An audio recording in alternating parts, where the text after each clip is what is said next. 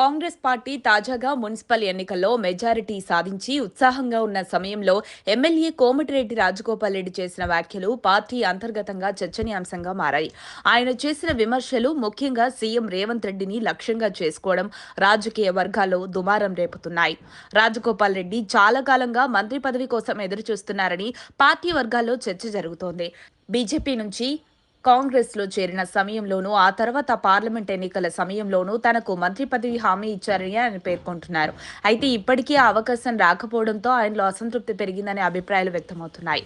వేదిక ఏదైనా సరే ఆయన మాట్లాడే ప్రతి సందర్భంలో ఈ అంశం ప్రస్తావనకు వస్తోంది. మంత్రి పదవి ఇవ్వకపోతే సీఎం పదవిని లక్ష్యంగా పెట్టుకుంటానంటూ చేసిన వ్యాఖ్యలు సంచలనంగా మారాయి. ఇటీవల సీఎం రేవంత్ రెడ్డి మరో 5 ఏళ్లు తానే ముఖ్యమంత్రిగా కొనసాగుతానని చెప్పిన నేపథ్యంలో రాజగోపాల్ రెడ్డి తీవ్రంగా స్పందించారు. కాంగ్రెస్ పార్టీ చరిత్రలో ఎవరూ ముందుగానే తాము ముఖ్యమంత్రిని ప్రకటించలేదని ఆయన వ్యాఖ్యానించారు.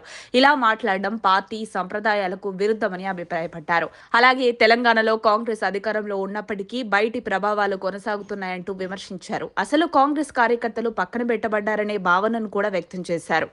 రాజకీయ వర్గాల్లో వినిపిస్తున్న మరో చర్చ ఏంటంటే మంత్రి పదవి విషయంలో ఢిల్లీ నాయకత్వం సానుకూలంగా ఉన్నప్పటికీ రాష్ట్ర స్థాయిలో అవరోధాలున్నాయనే భావన రాజగోపాల్ రెడ్డిలో ఉందని, ఈ నేపథ్యంలోనే ఆయన పబ్లిక్గా వ్యాఖ్యలు చేస్తూ ఒత్తిడి పెంచుతున్నారనే అభిప్రాయం ఉంది. కొంతమంది విశ్లేషకులు దీనిని ప్లాన్ బిగా చూస్తున్నారు. సీఎం పదవిని ప్రస్తావిస్తూ రాజకీయ ఒత్తిడి సృష్టిస్తే కనీసం మంత్రి పదవి దక్కే అవకాశం ఉంటుందన్న లెక్కలతోనే ఆయన మాట్లాడుతున్నారని చర్చ సాగుతోంది. ఇలాంటి వ్యాఖ్యలు కాంగ్రెస్లో అంతర్గత చర్చలకు దారితీస్తున్నాయి. ముఖ్యంగా కేబినెట్ మంత్రులు ఈ విషయంపై స్పందించకపోవడం కూడా గమనార్హం.